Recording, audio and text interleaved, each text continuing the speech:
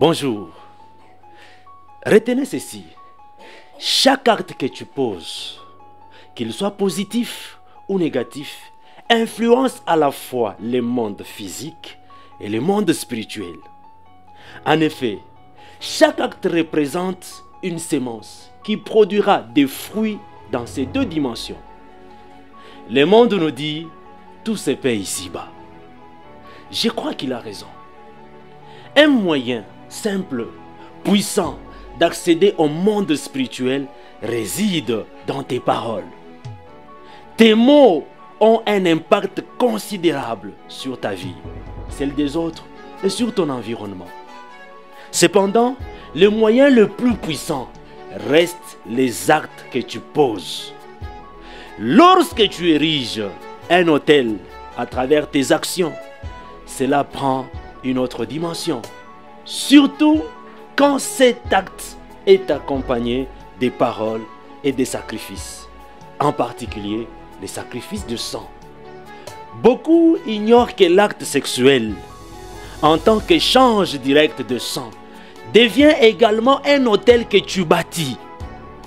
Si tu réfléchis un instant, imagine-toi ayant posé autant d'actes sexuels avec autant de personnes.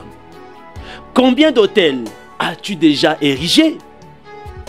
Un autel est un lieu de rencontre entre l'homme et la divinité, comme le relève Apocalypse chapitre 14, verset 18, qui dit « Il est question d'un autre ange ayant autorité sur les feux qui sort de l'autel. » Retiens que les autels que tu bâtis parlent et parleront toujours en ta faveur ou en ta défaveur, comme l'atteste Apocalypse chapitre 16, le verset 7, qui dit « J'entendis l'autel qui disait ».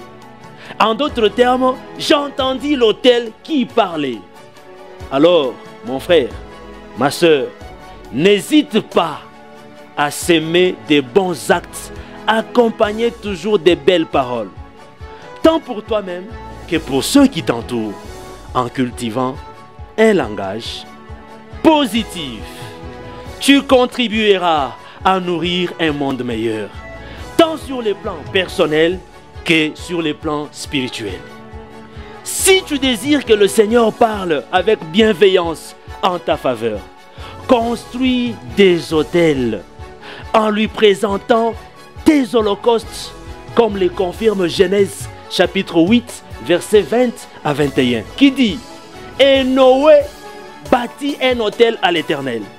Il prit de toutes les bêtes pures et de tous les oiseaux purs, et il offrit des holocaustes sur l'autel.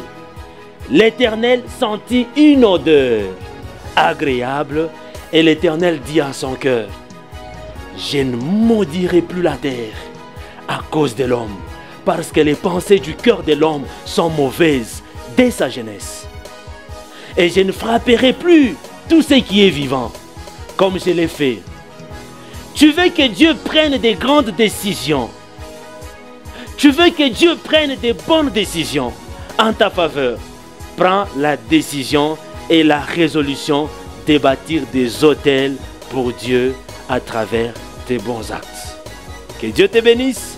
C'était votre serviteur, le pasteur Daniel Ebondo.